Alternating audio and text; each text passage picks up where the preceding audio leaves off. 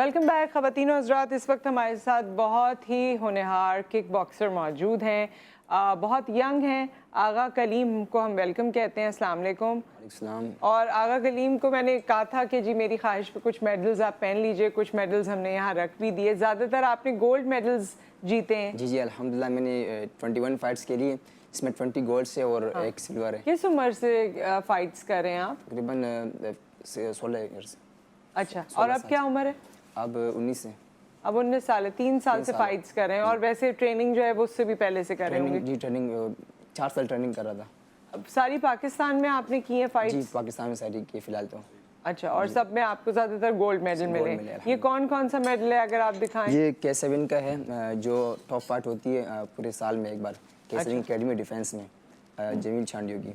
और ये भी साल में एक बार फाइट होती है, tough fight Karachi catch fighting league, इसमें अल्हम्दुलिल्लाह मैंने विन किया। और ये है नेशनल का जो मैंने 2021 में विन किया अभी लास्ट टाइम। अच्छा, वेरी वेरी नाइस भाई। और अब जो है आप यहाँ पर आए हैं, जाहिर है हम आपकी तारीफ तो कर रहे हैं, लेकिन उसके साथ साथ आपका कोई मकसद भी है। बेशक। वो मकसद बताइए लोगों को। सबसे पहले ये कि मैं जो हूँ, आज से मेरा जो ताल्लुक है वो शायकोट न्यूक्लियर बला से है। मैं काम के सिलसिले में आज से 10 साल पहले कराची आया था। तो पहले सारा फोकस जो था काम पर ही था, मतलब स्पोर्ट की तरफ नहीं था, काम पर था। काम करता रहा, साथ में स्टडी की और मैट्रिक के बाद मैंने स्टडी लेफ्ट कर दी। फिर जो है मैंने 3 साल पहले एक एकेडमी देखी।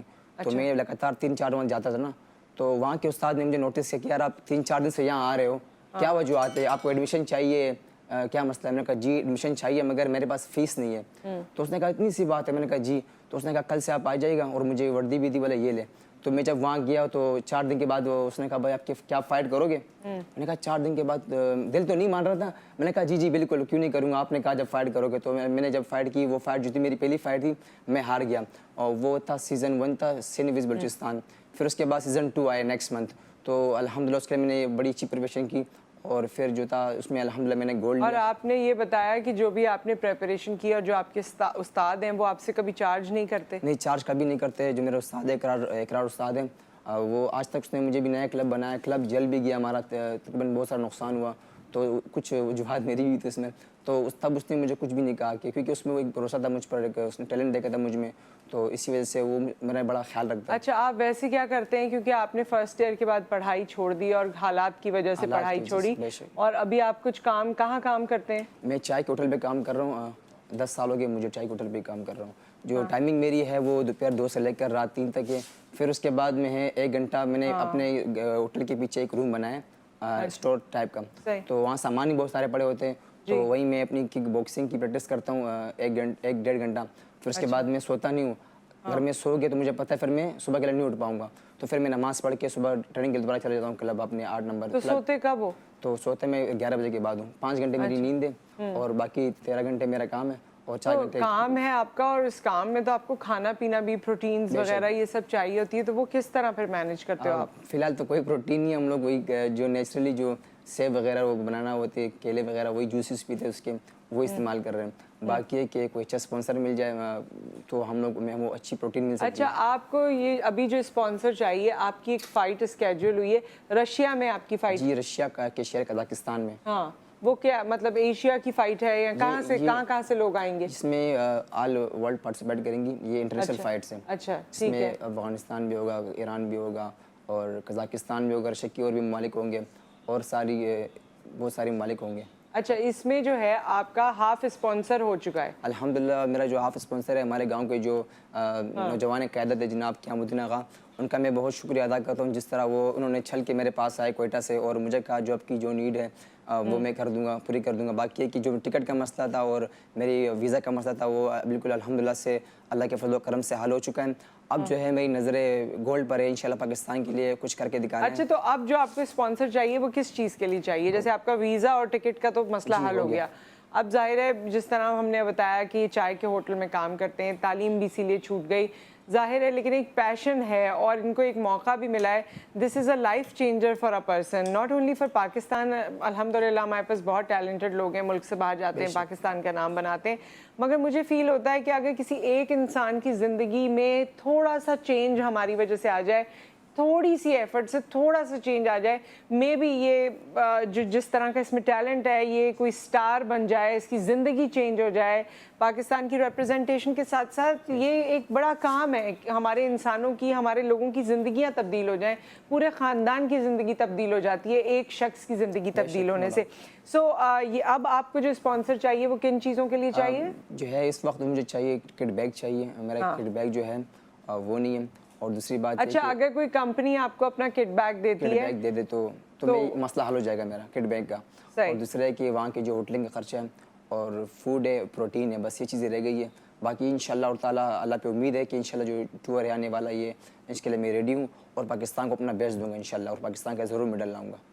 सो आपको जो बैग चाहिए उसकी लागत तकरीबन 50,000 होती है। अगर कोई आपको वैसे बैग देते हैं, उस बैग में क्या क्या होता है? उस बैग में जो है पूरा किट सामान होता है, उसमें एक हेड गेट होता है और ग्लव्स होते हैं, बैंडेज होती है, गम शीट होती है और शिन पैड होते हैं, ड्रेस भी होता है, ड्रेस भी होते हैं और शॉर्ट्स होते हैं, शर्ट्स होते हैं और गार्ड्स होते हैं।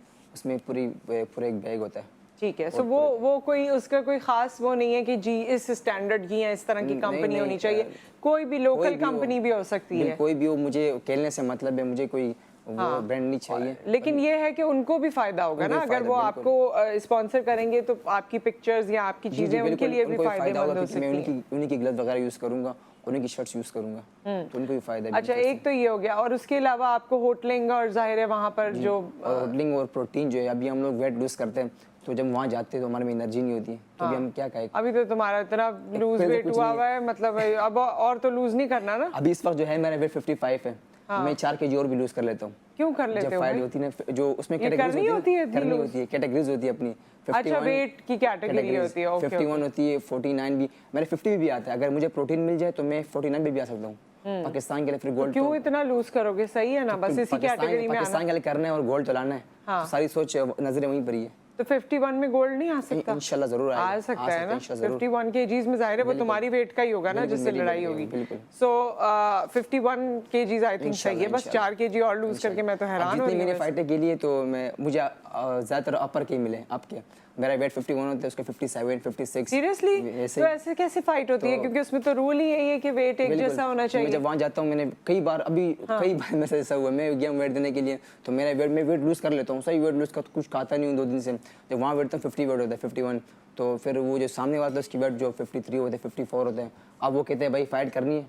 मैं परेशान, इतना दूर से आया हूँ, काम छोड़ के आया हूँ, गाड़ी छोड़ के आया। मैंने कहा क्यों नहीं करनी फाइट, जाहिर सी बात, अपने दूर से आया हूँ तो मैं फाइट कर लेता हूँ। तो फिर मुझे इशू नहीं, मैंने कई बार इस पर रिएक्शन लिया कि भाई जो वेट है उस वेट में खिलाओ, उससे ऊपर ना खिलाओ। इसमें क्योंकि उसके जब उसका वेट, लेकिन जो तुमने ज्यादा वेट वाले लोगों से फाइट की तो उसमें जीत गए बेश अल्हम्दुलिल्लाह। इसमें अगर आप देखें तो ये भी मुझसे 5-6 kg ऊपर है। इसकी आप जिस्म चेक करें। और इसके अलावा जो रिंग फाइट थी उसकी भी मुझसे वेट बहुत ज़्यादा था, 5-6 kg ज़्यादा था। तो सारे मुझे अप वेट के मिले, बट अल्हम्दुलिल्लाह मैंने कभी ये सोचा नहीं कि इसका वेट ज़्यादा है। बट मैंने अपने जो मैंने प्रैक्टिस की, जो मैंने गेम किया हुआ, मैंने उसमें सारा तो जिस पे दिया हुआ था, तो अल्हम्दुलिल्लाह मैंने विन किया सारी फाइटें। चलिए ठीक है आगा कलीम, हमारी दुआएं आपके साथ हैं। इंशाल्लाह अल्लाह करे कि आपकी सारे मराहिल जो हैं वो अल्लाह के ख़ास रहम करम से मुकम्मल हों और आप जा सकें, रशिया जाके इस फाइट में पार्टिसिपेट कर सकें। और मेरी ख्वाहिश तो ये होती है कि जहाँ पाकिस्तान का नाम बन रहा है वहाँ इंसान की अपनी ज़िंदगी में भी तब्दीली आए। अल्लाह ताला आपके लिए आसानी करे। हमारी छोटी सी रिक्वेस्ट है गवर्नमेंट सिंध और बलूचिस्तान से, क्योंकि मेरा ताल्लुक जो है बेसिकली बलूचिस्तान से और मैं कराची में रह रहा हूँ, तो मैं दोनों से रिक्वेस्ट करता हूँ कि अगर वो जो है मेरी थोड़ा सियासत से हट कर थोड़ा तवज्जो दे स्पोर्ट को, जिस तरह वो क्रिकेट को तवज्जो दे रहे हैं, बड़े फंड्स होते हैं क्रिकेट के लिए, तो मैं चाहता हूँ कि कुछ फंड्स जो है वो कॉम्बैट स्पोर्ट को भी मिले, ताकि जो आने वाली हमारी नस्लें बच्चे वो कोई गलत काम ना करे, कोई नशा और तमाशा ना करे। बिल्कुल सही बात है। हमारे इलाके में देखा जाए अच्छे से अच्छे बॉक्सर है, मैं देख रहा हूँ उनको उनकी हालत ख़राब है, नशे तमाशे कर रहे हैं। क्यों? कोई बताने वाला नहीं, कोई रास्ता देने वाला नहीं। अगर उनको कोई अच्छी प्लेटफॉर्म मिल जाए, बहुत अच्छी बात की आपने, बहुत अच्छी बात की है। मैं ये चाहता हूँ कि इतनी सी रिक्वेस्ट है कि जो हमारे स्पोर्ट्समैन भाई हजरात हैं उनको आप पूरा सपोर्ट करें, जिस तरह क्रिकेट को आप लोग सपोर्ट कर रहे हैं। ठीक है, बहुत बहुत शुक्रिया आपका। और ख़वातीन और हज़रात, यहाँ पर एक ब्रेक आ गया है, कोई इनकी मदद करना चाहता है तो हमारे पैनल से भी नंबर ले सकता है। और वैसे भी ऑब्वियसली आजकल तो लोकेट करना इट्स नॉट डिफ़िकल्ट।